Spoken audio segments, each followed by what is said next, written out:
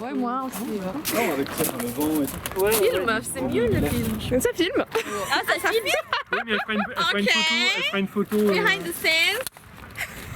Déclencher la procédure, hein. C'est ça. Je joue le rôle de Jonathan Dupré, un immonde personnage, mais qu'on apprend forcément à aimer absolument pas. On est meilleur dans le feu de l'action. Donc avant tout, je suis la réalisatrice. Donc je suis aussi co-scénariste, coproductrice, co-régisseuse. Sur le tournage en lui-même, j'étais caméraman, j'étais cadreuse. Parfois, j'ai été ingénieure son et mixeuse quand notre ingé son n'était pas disponible. Et ensuite, sur les tournages, j'étais aussi tout ce qui est maquilleuse, tout ce qui passe en fait par la gestion des tournages. Et ensuite, j'étais aussi donc deux personnages. Le personnage de Krisha et le personnage du MJ, puisque de base, en fait, c'est ma campagne qui est jouée dans la saison 1 de la web-série. Ouh, ça va faire mal, ça. Moi, j'incarnais le rôle de Marine, qui est démon du jeu. Je parie que t'es pas câble avec ta pote. J'ai été producteur, scénariste, acteur dans la web-série. Et ça fait quand même déjà pas mal de casquettes. Enfin, c'est les principales, parce que j'en ai eu d'autres, mais c'est les trois principales. Oh les gars, je suis fou, pas débile. Alors, mon rôle dans le projet, j'incarnais le personnage d'Alexandre, qui est un démon voleur, dont la seule et unique capacité, crocheter tout et n'importe quoi avec tout et n'importe quoi. Et après, sur le tournage, je faisais office aussi de personnes qui aimaient bien raconter des bêtises à tous les autres et accessoirement faire le télévendeur américain. Ah, parfait. Moi, je peux crocheter. Je postulais pour un rôle de manutentionnaire, puis finalement, j'ai eu un rôle principal face à mon talent évident et mon charisme face caméra. Voilà. J'ai eu le rôle du sale con. Et qui m'a collé une bande d'incapables pareil?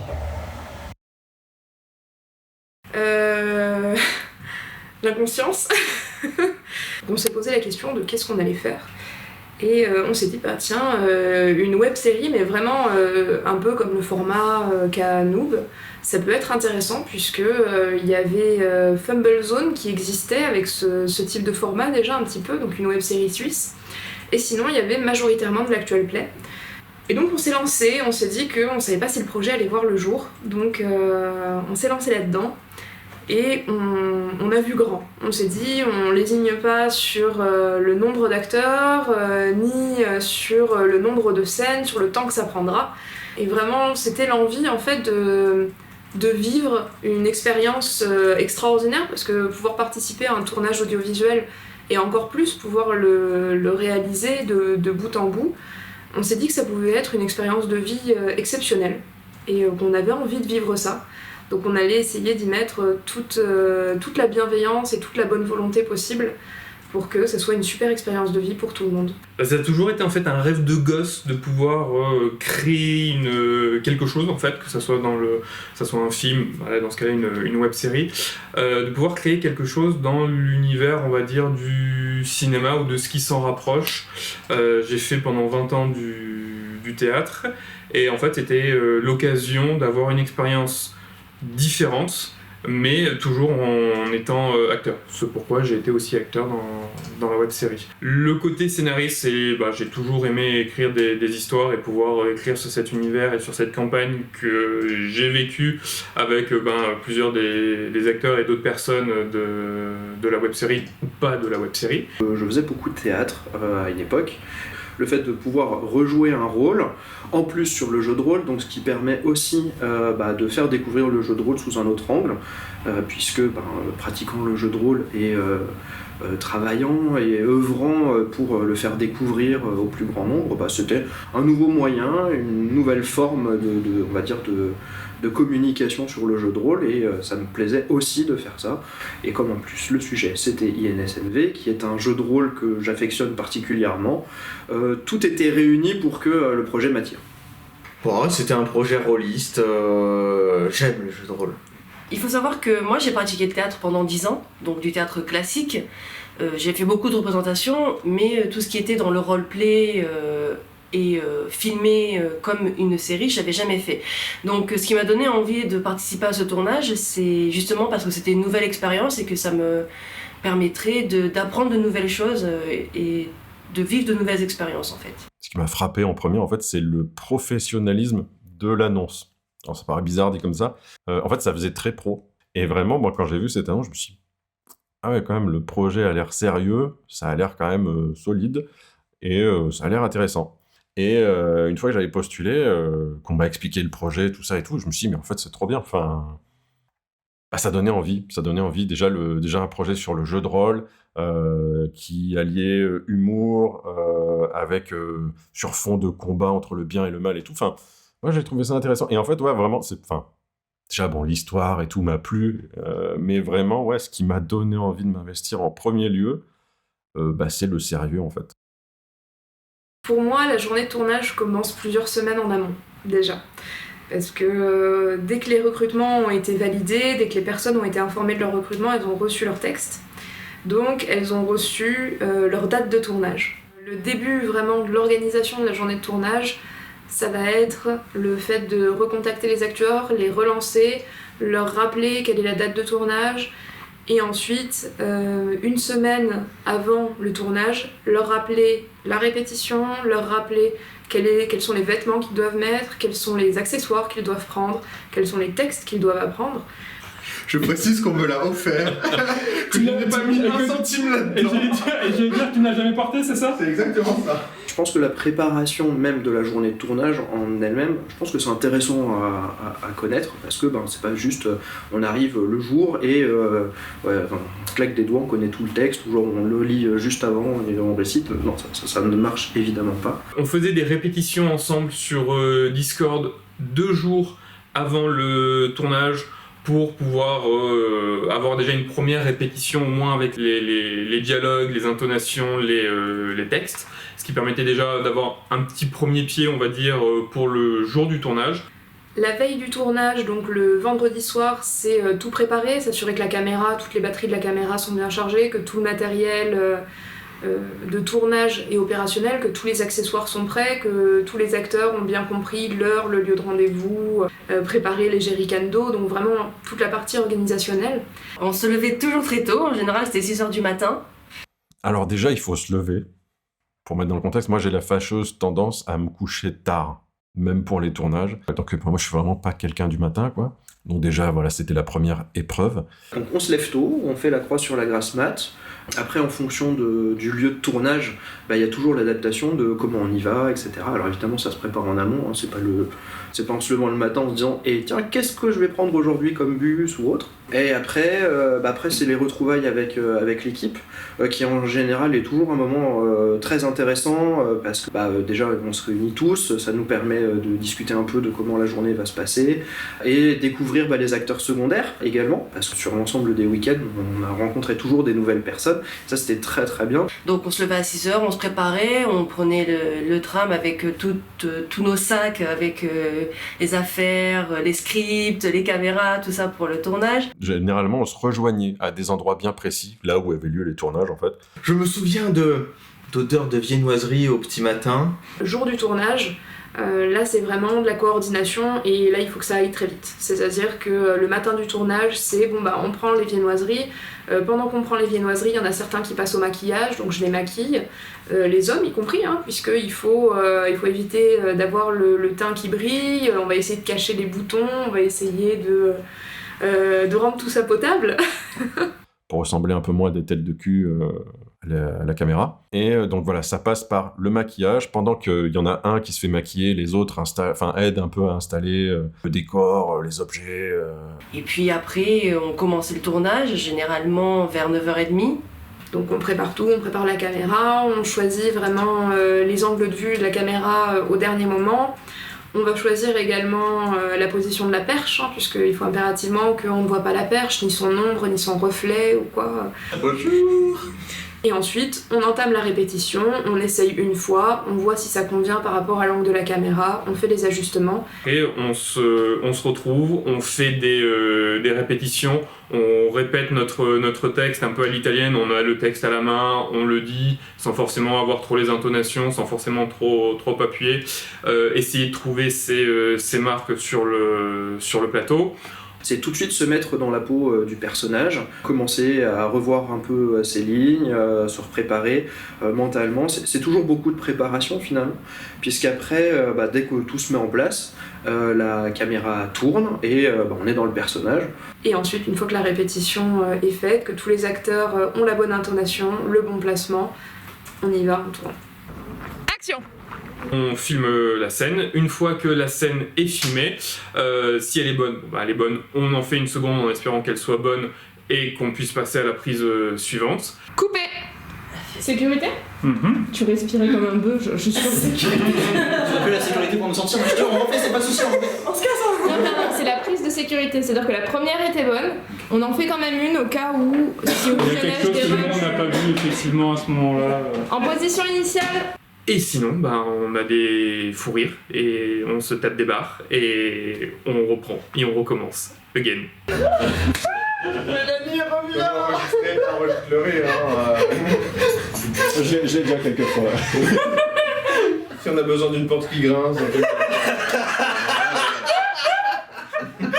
Voilà, dans les faits, ça se passe pas vraiment comme ça, parce que forcément, il y a des scènes qui vont être ratées, donc il faut les refaire. Il se peut qu'on ait de nouvelles idées pour tourner certaines scènes, et du coup, voilà, on arrange un peu des trucs à la volée. Excellent choix, connard. Aïe. Bon, je vais te faire... Désolée, je m'attendais pas à ce que tu le fasses. Ouais, il faut pas que tu fasses le aïe, je pense. Mais sinon, tout est organisé. Donc on arrive, on sait déjà quelle scène on va tourner en premier, quelle scène va arriver après, etc. Et généralement, on fait ça jusqu'à midi, 1h, voire un peu plus des fois. Après, on mange. Et une fois qu'on a mangé, on s'y remet jusqu'à ce que on finisse ce qui était prévu dans l'emploi du temps. C'est un rythme effréné. On s'arrête pour manger 1 heure le midi rapidement, le temps d'aller chercher à manger, de manger et de reprendre, de refaire une pause maquillage pour bien s'assurer qu'il n'y ait pas de reflet à la caméra. Et on y va, mais c'était des journées extrêmement denses. En vrai, on a tourné sur tellement de lieux différents. La seule constante, je pense, c'est que les journées étaient très remplies. Le temps passe très vite. Ça va vraiment vite. C'est-à-dire que on a l'énergie, on va dedans, et ça se passe plutôt bien. Et on finissait minimum à 18h, voire je me rappelle d'une journée où on a fini à 20h et quelques. Beaucoup d'énergie aussi dépensée, comme je disais. On arrive quand même à la fin de la journée, on est bien lessivé. Il y avait beaucoup d'heures, parfois. Je crois que la plus longue journée qu'on ait faite, c'était 12 heures d'affilée. Donc il y avait beaucoup de fatigue, parfois, qui pouvait s'accumuler. Il pouvait aussi parfois y avoir des tensions sur les tournages, parce que la fatigue, plus le fait qu'on faut répéter beaucoup les scènes, parfois ça pouvait être très très éprouvant. Mais il y avait quand même beaucoup de rigolades, surtout pendant les moments de repas ou les moments de break, et ça, c'est les meilleures choses. Quand on est le samedi, on se dit que on va se coucher, et puis on recommence le lendemain. Et après, on rentre, on mange, on dort, et puis on recommence le lendemain, quoi. Alors, j'ai bien une réponse qui me vient en tête, mais qui ne pourra absolument pas être diffusée. La façon dont les tournages étaient organisés, où on tournait non pas par ordre chronologique, mais par ordre de lieu de tournage. On n'a pas tourné épisode 1, puis épisode 2, puis épisode 3. On tournait vraiment par unité de lieu. Donc toutes les scènes de la planque ont été tournées en même temps, toutes les scènes, etc. Donc on allait de lieu en lieu. Ce qui fait que bien souvent, on n'avait aucune idée de où on en était dans l'histoire. Et oui, ça a pu poser quelques difficultés de se remettre à chaque fois. Ah oui, mais on en est là. Ah oui, donc c'est après ça. Ah d'accord, donc c'est pour ça que lui, il fait ça. Et ok. En fait, toutes les scènes, enfin le déroulé de scène dans la journée est déjà prévu en amont. On n'arrive pas sur place dans un endroit en se disant qu'est-ce qu'on fait, quelle scène on fait, machin. Non, tout était déjà organisé. On arrive le matin, on est en extérieur, il fait super froid. 2 heures après, on a la tête qui crame au soleil. Voilà, c'est des petites choses comme ça qui sont liées à l'environnement, qui sont parfois un peu particuliers. On est dans le sud, enfin pour ceux qui ne savent pas, on est dans le sud-est. Et en été, il fait très chaud. Il fait très chaud et ça nous est arrivé de tourner dans des endroits qui étaient très peu aérés. Donc ça a occasionné vraiment des tournages qui étaient étouffants. Il y a un des week-ends, par exemple, où j'étais malade, j'étais pas bien. Il faut quand même avoir de l'énergie. Après, la magie du maquillage fait que normalement ça se voit pas trop, que je suis complètement éclaté ce jour-là. Les accidents de la vie qui font que on n'est pas trop dedans, ou on n'a pas le moral, ou c'est compliqué. Je suis pas forcément à l'aise avec tous les sentiments à exprimer pour un personnage. Surtout Jonathan. C'est pas toujours facile de se mettre dans sa peau. Ouais, surtout Jonathan, comme je disais, c'est un peu un immense personnage. Je suis pas trop, je suis plutôt un bisounours. Donc du coup, c'est un peu compliqué des fois de balancer une phrase où derrière j'ai presque envie de vomir ce que je viens de dire. Donc ouais, il y a des fois où c'est un petit peu compliqué. Après, on n'oublie pas, c'est un personnage, on n'est pas ce personnage, fort heureusement. Déjà, se lever, voilà, pour moi, c'était vraiment l'une des plus grandes souffrances de ce tournage, mais je l'ai surmonté quand même avec brio, je pense. Pour moi, ce qui a été vraiment le plus difficile pendant ce tournage, c'était de garder son sérieux. Voilà, on est tous des pitres sur le tournage, donc on passe notre temps à se raconter des bêtises, à se faire des grimaces, et forcément ça déconcentre, ça part en fou rire, donc c'est compliqué. Je me rappelle plus quel est le record du nombre de scènes qu'on a fait, du nombre de prises, pour une même scène. Je sais plus si c'était pas 17 ou un truc comme ça. Et c'est un peu un cercle vicieux parce que vous ratez une scène à cause d'un fou rire, vous recommencez la scène, il y a de nouveau un fou rire, et après ça enchaîne, et il faut un moment se calmer, puis reprendre sérieusement et tout. Et généralement ça s'accentue aussi avec la fatigue en fin de journée par rapport au tournage où tout le monde commence à être claqué, on va le dire. On doit enchaîner les prises, qu'on a encore beaucoup de prises de vue à faire, qu'on a notre lumière naturelle qui commence à s'amuser au fur et à mesure, qu'on sait de toute manière qu'on va avoir des faux raccords lumière, et qu'on a encore beaucoup de taf, et qu'on est tous épuisés, et qu'on fourche, et qu'on se loupe, et qu'on a des fous rires nerveux. C'est dur en fait d'essayer de se dire, de trouver l'équilibre entre faut qu'on avance, faut qu'on dépote parce que derrière on veut quand même faire une web-série un petit peu qualitative. De l'autre côté, on n'a pas envie non plus de bouder le plaisir des personnes qui sont présentes le jour du tournage et qui profitent aussi de cette expérience, qui partagent avec nous cette super expérience qui a été la web-série. C'était difficile de trouver un équilibre entre les deux, et c'est aussi très difficile de se dire on a encore beaucoup de choses à faire, on est stressé, on sait qu'on va avoir des faux raccords, on se dit faut qu'on avance. C'est ce côté un peu course contre la montre. Des fois, après, il faut aussi gérer l'énervement, la fatigue. Comme je disais, si un samedi, par exemple, on finit super tard, on arrive le dimanche, on est fatigué, donc tout le monde n'est pas forcément au top de sa forme ou de sa compréhension, qui fait que des fois, il y a des petites tensions, faut aussi les gérer, il faut aussi faire attention. Que pour chacun, le tournage soit une expérience de vie incroyable. Les tournages, c'était quand même assez anxiogène, parce qu'il y a beaucoup de choses à apprendre, il y a du texte à répéter, il y a toute une gestuelle à aborder pour des gens qui, pour la quasi-totalité, n'ont jamais tourné face caméra, voire n'ont même jamais fait de théâtre, pour certains. Donc c'était s'assurer que tout le monde se sente à l'aise, que tout le monde se sente bien, qu'on rigole, mais qu'on travaille quand même, puisqu'on a un rythme vraiment effréné. Chronique Roleplay, épisode 5, scène 5, prise 4-2. C'est de pire en pire. Les amis, c'est Chronique Roleplay, épisode 5, scène 5. Salut les kids. Aujourd'hui, c'est Chronique Roleplay, épisode 7. Pardon, il était en dehors du... Ouais, attends, refais-le du coup. Tu me le refais. Ouais, c'est confortable. Il n'y en aura pas une qui est bonne, c'est ça qui est fort. On voit une compile, un montage de tout. Chronique oubliée, épisode 16, scène 4, 2-2. Chronique roleplay. Chronique oubliée. Chronique oubliée, épisode roleplay. 16. Oh merde, 2 fois. Épisode 16, 7, 2, 7, 2, 7. 16, 7, 2, 7. Oui, voilà. Ça. C'est de pire en pire, il n'y a plus un mot qui est bon. S'assurer que dans les moments un petit peu plus stressants où on doit se dépêcher parce que on doit rendre le lieu de tournage ou bien la luminosité commence à manquer ou autre, s'assurer que dans ces moments de stress intense, il y ait une bonne entente entre tout le monde, qu'il n'y ait pas d'accrochage sur le tournage, et pour ça, ça a été un travail de chaque instant, puisque on parle quand même d'adultes qui sont dans un projet tous ensemble. On n'a pas tous les mêmes sensibilités, donc on va dire il y a beaucoup de social à faire, et heureusement, tous les acteurs ont été vraiment dans cette ambiance de dire on va partager ça ensemble.